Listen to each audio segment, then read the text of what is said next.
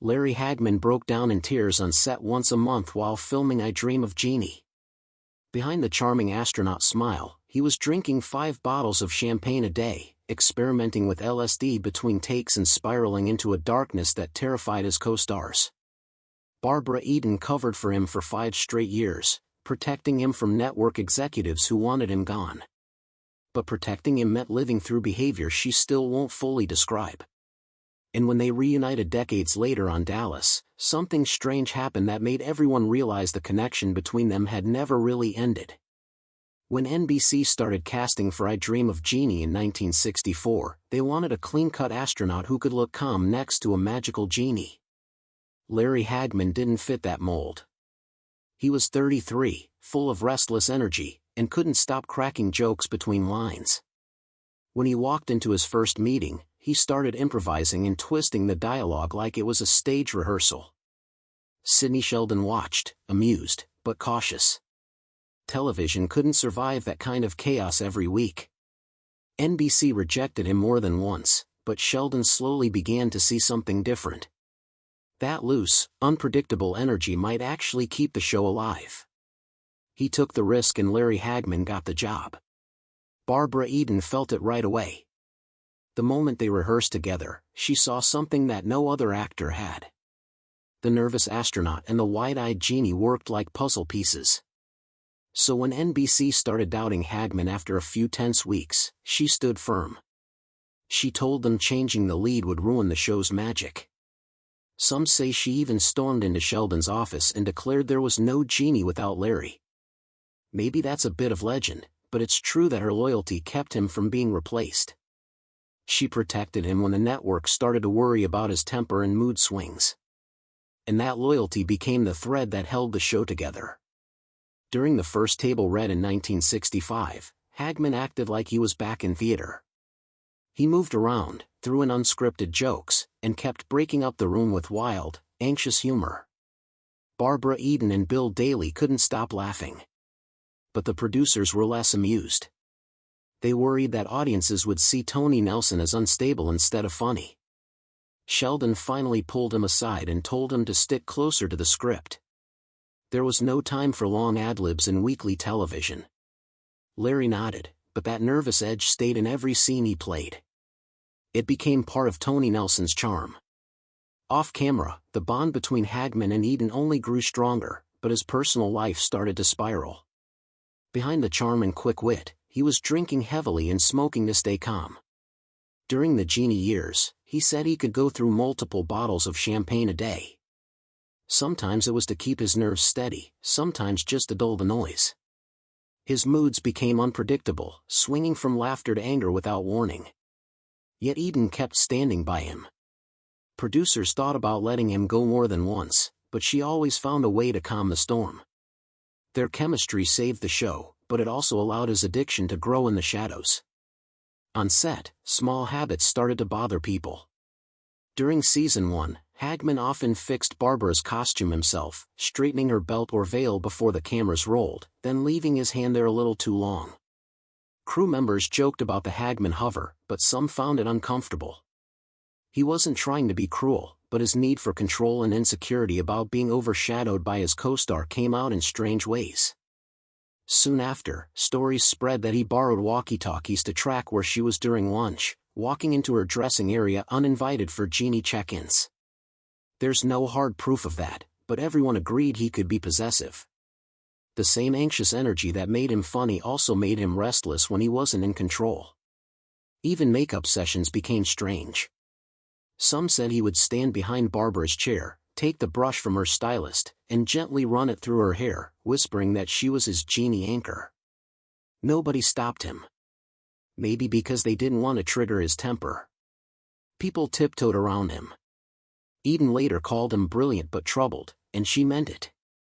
His moods ruled the set, but his acting kept the cameras rolling. He depended on her more than anyone realized. Some stories claim he would wait outside her dressing room after filming, pacing the hallway until she came out. Bill Daly supposedly called it puppy dog possessiveness. It sounds exaggerated, but it fits the pattern. He admired her, leaned on her, and feared losing her support. When NBC again considered firing him for his drinking, Eden stepped in one last time to protect him. Their friendship lasted for years, but it was built on fragile ground. By season 2 in 1966, Hagman was drinking every day. He was 34 and already deep in addiction. Barbara said he often arrived irritable, but turned on the charm the moment the director called action. He carried a silver thermos around, pretending it held coffee, but everyone knew it was filled with alcohol. The smell gave him away. Crew members joked quietly, but they also worried. He could empty several bottles of champagne before lunch, then keep sipping through the day. Years later, he admitted that he mixed vodka and champagne so often it nearly killed him. That same mix eventually destroyed his liver, forcing a transplant in 1995. When his behavior got worse, producers sent him to therapy. Incredibly, the therapist told him to try LSD or marijuana to relax. Hagman later said he took LSD 4 or 5 times and even tried peyote once. Sometimes he arrived on set still high, laughing or forgetting his lines. And the crew would shoot extra takes to work around him. Barbara did what she always did. She stayed calm and held the scene together, covering for him whenever he slipped. Some fans claim she improvised almost half her lines during those moments, but no one really knows. What's certain is that her steady presence kept the show from falling apart. Through it all, Bill Daly remained loyal. He described his friendship with Hagman as joyful and full of laughter. People like to repeat a dramatic story that Bill once warned him, "Larry, the bottle's killing Tony." But that line never appeared in any official interview. The truth is simpler. Bill loved him, flaws and all, and he never publicly turned against him. That loyalty matched Barbara's, and together they carried Larry through his roughest years. Even Hayden Rohr, who played Dr. Bellows, stayed close. Barbara called him a prince. He was kind, open, and quietly gay at a time when that wasn't easy in Hollywood. He hosted parties for the cast, made everyone feel welcome, and kept the atmosphere light when things got tense. He worked with Hagman through all 5 seasons, and even returned for the reunion film years later. That says everything about how they truly got along. While I Dream of Jeannie was still on the air in the late 1960s, Larry Hagman was falling apart in ways the audience never saw. Years later, he admitted that during the show's run, he was sinking into such deep depression that he suffered what he called about a breakdown a month. That meant roughly 10 to 12 serious emotional collapses every single year while he was smiling on camera.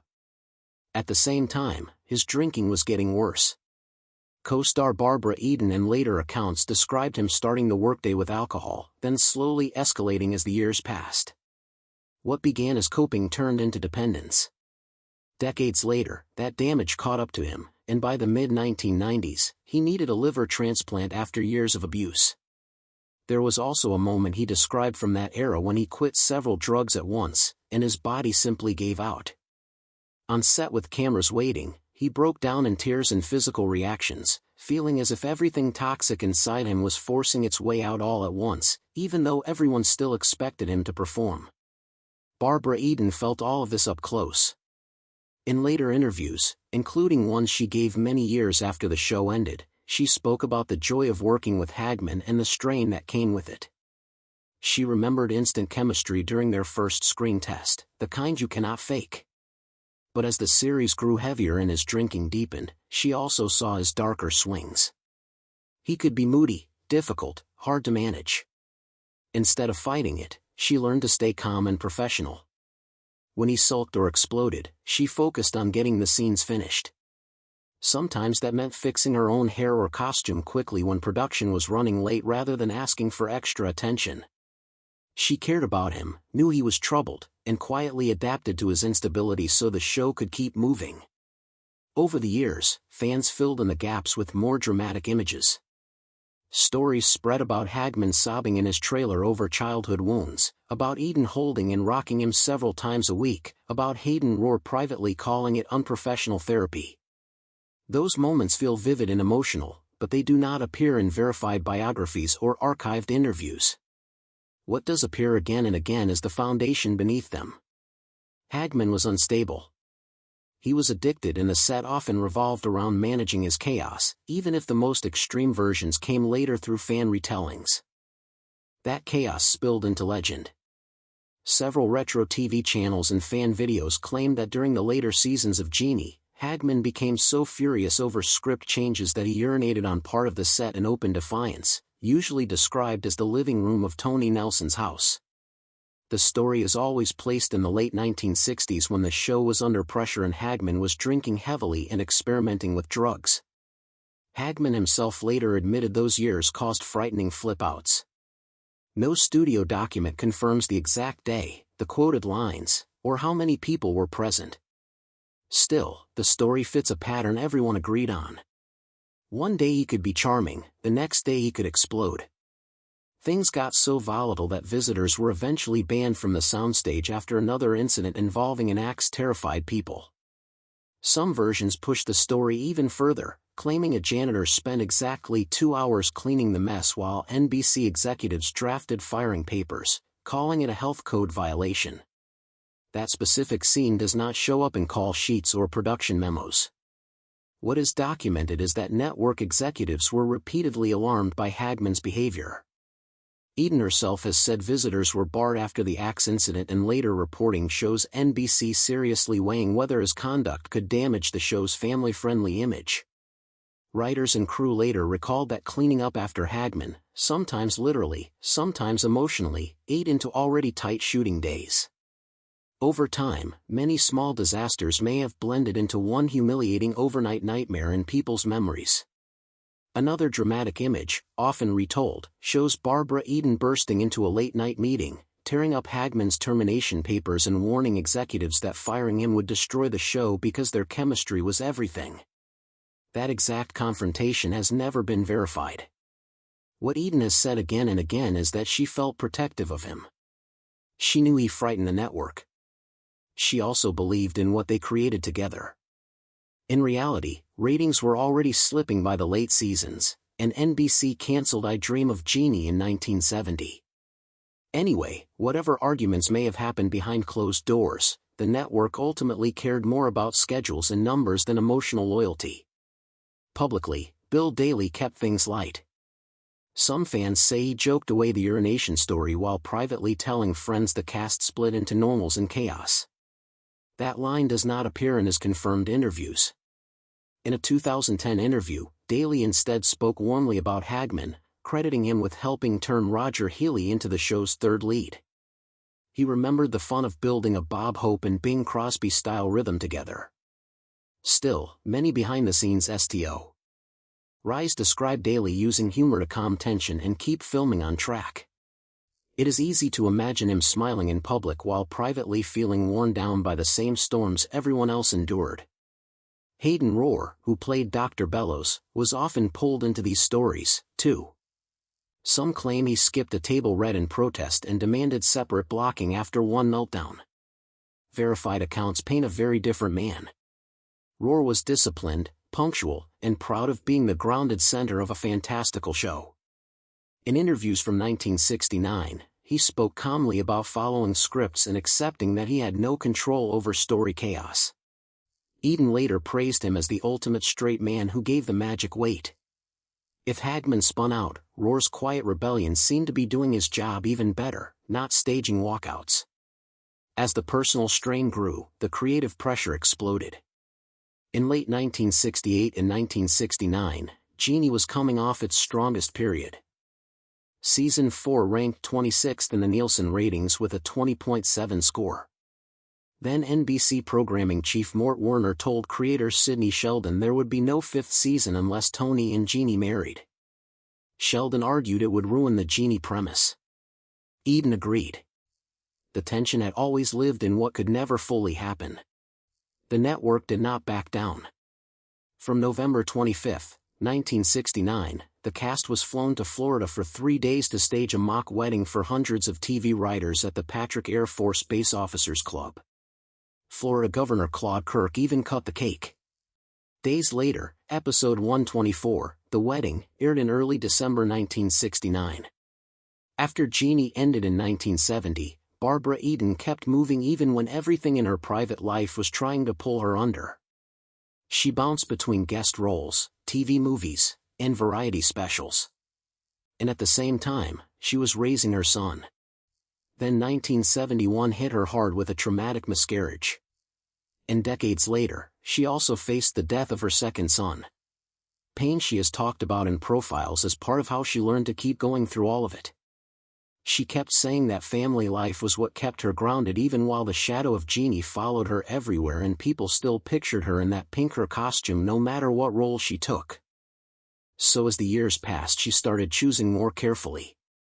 She said yes to the Jeannie TV films in 1985 and 1991, but she turned down other reunion ideas when they felt too gimmicky or too repetitive. That selectiveness mattered later because when Dallas finally came calling around 1990, she did not want a wink-wink crossover. She wanted a real part. She insisted on playing a brand new character, Eden and Hagman, a powerful woman with revenge on her mind aimed straight at JR. And afterward, she said she loved getting to ruin Larry Hagman's character on screen instead of serving him. What made it feel even sharper is that Dallas had already turned Hagman into something bigger than a sitcom star. When the Who Shot Jr. cliffhanger turned the show into a global obsession in 1980. He used that frenzy to push for a new deal that paid roughly $100,000 per episode. For a while, that made him one of the highest-paid actors on television. And it also let him lean into J.R. Ewing like it was his uncensored dark side. But behind the scenes, the mask was never as clean as the camera frame. Hagman later admitted that during the original run, he was drinking as many as 5 bottles of champagne a day, a routine that matched JR's constant glass in hand until doctors later ordered him to quit. After a liver transplant in 1995. People around him also remembered how he kept alcohol close in his dressing room and even on set. And then there was the earlier story that never fully went away. The notorious prank from the late 1960s when he spiked a coffee urn with LSD and colleagues ended up hallucinating until production shut down. Even years later, that kind of memory can make people smile in public and still stay guarded inside. That is why the chemistry between Eden and Hagman still feels like a strange combination of warmth and danger to some fans. Back in the mid-1960s, audiences watched them build that flirty electric connection on I Dream of Jeannie. Decades later, Eden told people their chemistry was immediate from day one because she believed whatever he did in a scene and he believed her right back. Yet, time does not erase everything. In one 1980s reunion special, fans later freeze-framed the footage and counted Hagman's hand sliding back to Eden's forearm again and again, 7 times in one short segment. She keeps smiling. She keeps her posture. Then she admits in an off-camera comment that old scars tingle the moment he touched her. It is a small line, but it lands like a door quietly closing. And still they kept finding each other again. When Eden appeared as Eden and Hagman in 5 1990 episodes of Dallas, she said it was unnerving how fast they fell into the same rhythm, like something old got switched back on without asking permission. Not because it was romantic in a simple way, more because it was familiar in a way that can feel powerful and unsettling at the same time. It is the kind of connection where you do not need to rehearse the feeling. It just shows up. Bill Daly saw that up close. He played Roger Healy and he kept getting pulled back into the Jeannie orbit too, reprising his role in I Dream of Jeannie.